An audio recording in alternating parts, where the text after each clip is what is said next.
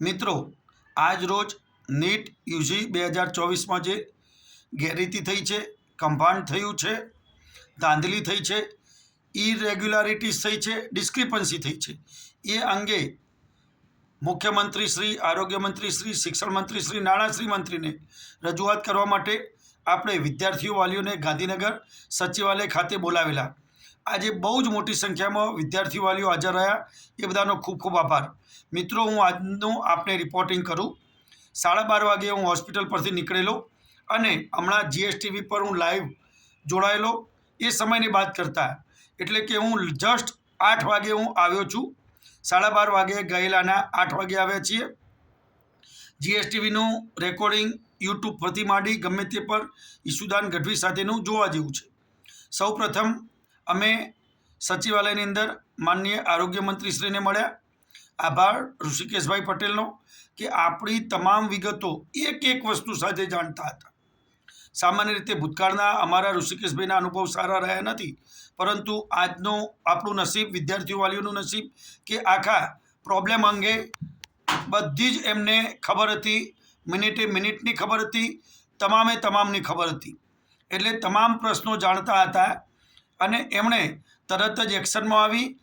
Normally bureaucrats, અધિકારીઓ બધું કામ કરતા હોય છે, એટલે તરત જ એમણે ફોન કરી અને દીક્ષિત સાહેબને જાણ કરી કે આ અંગે તાત્કાલિક તમે મેલ તૈયાર કરો, ડ્રાફ્ટિંગ તૈયાર કરો અને આપણે આગળ કેન્દ્રની અંદર આરોગ્ય મંત્રીશ્રીને એટલે કે જેપી નડ્ડા સાહેબને તાત્કાલિક આપણે મેલ કરવાનો છે. તો એનો મતલબ એવો થયો કે ઋષિકેશભાઈ પટેલ પાસેથી વાત પહોંચી દીક્ષિત સાહેબ પાસે. એટલે તરત જ અમે વિદ્યાર્થીઓ વાલીઓ દીક્ષિત સાહેબને મળવા માટે સામે સચિવાલય, જૂના સચિવાલય 5 નંબરની અંદર ગયા. કમિશનર કચેરી સામાન્ય રીતે ત્યાં એ ડાયરેક્ટર છે, દીક્ષિત સાહેબ મળતા હોય છે, પરંતુ એ અત્યારે હવે સિવિલ હોસ્પિટલમાં મળે છે. આથી આ બાજુ અમારી ચીફ મિનિસ્ટર સાહેબ શ્રી ભૂપેન્દ્રભાઈ સાથેની એપોઇન્ટમેન્ટનો ટાઈમ થઈ ગયો હોવાથી ત્યાંથી પરત આવી ભૂપેન્દ્રભાઈ પટેલને મળ્યા.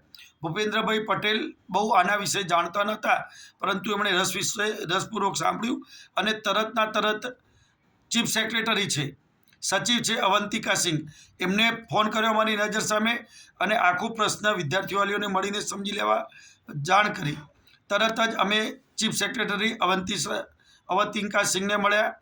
એમણે આખો પ્રશ્ન એક એક પોઈન્ટ વાઇઝ સમજ્યા અને નોંધ કરી અને સાથે સાથે ડીજીપી ડાયરેક્ટર જનરલ ઓફ પોલીસને મળવા માટે કહ્યું. અમારી આવતીકાલની એપોઇન્ટમેન્ટ પણ સેટ કરી દીધી.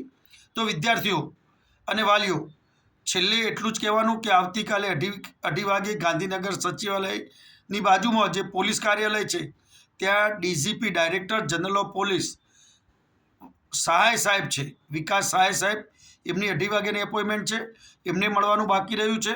અને દીક્ષિત સાહેબ જે GMRS મેડિકલ કોલેજ ગાંધીનગરની અંદર બેસે છે, તો એમને મળવાનું બાકી રહ્યું છે. તો આવતીકાલે કોણ કોણ કયા વિદ્યાર્થી વાલી આવવાના છે, નથી આવવાના, શું કરવાનું એ આપણે નક્કી કરવાનું. કેમ કે આજે અમે 90% કામ પતાવી દીધું છે. આરોગ્ય મંત્રીશ્રીને મળ્યા, એમણે આગળ સૂચના પાસ કરી દીધી.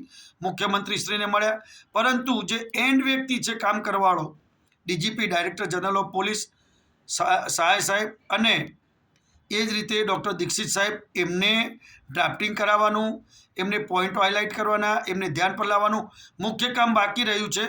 તો આવતીકાલે 2:30 વાગે અને આપ બધાની અનુકૂળતાએ GMRS મેડિકલ કોલેજમાં ડૉક્ટર દીક્ષિત સાહેબને મળવાનું છે, જે ડાયરેક્ટર છે હેલ્થના. સાથે સાથે ડીજીપી વિકાસ સહાય સાહેબને મળવાનું છે. તો મિત્રો, આજે 12 વાગ્યાથી માંડી અને 8 વાગ્યા સુધી સતત આ પ્રવૃત્તિમાં અમે લાગેલા છીએ. માંડ હમણાં નવરા થઈએ છીએ, તરત જીએસટીવી પર લાઈવ પ્રોગ્રામ ચાલતો હતો. Thank you.